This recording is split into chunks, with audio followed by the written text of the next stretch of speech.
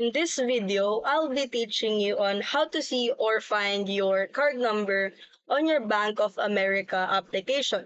So first, you need to access your Bank of America and make sure to enter your credentials for you to be able to access your account.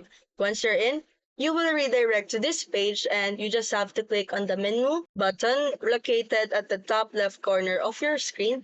Once you click on that, you will see this page, which is under the Bank of America. You will see the Manage Debit Card. Once you click on that one, you will see your card number right here, which is your four last digits. And for you to able to access the whole account number or card number, you just have to click on the View Digital Card. Once you click on that, you will see your card number on the informations. So if you wanted to copy your account number or your card number from your application, you just have to click on the copy button beside the number or your account number. So if you find this video helpful, don't forget to smash that like button and subscribe so you never miss a new video.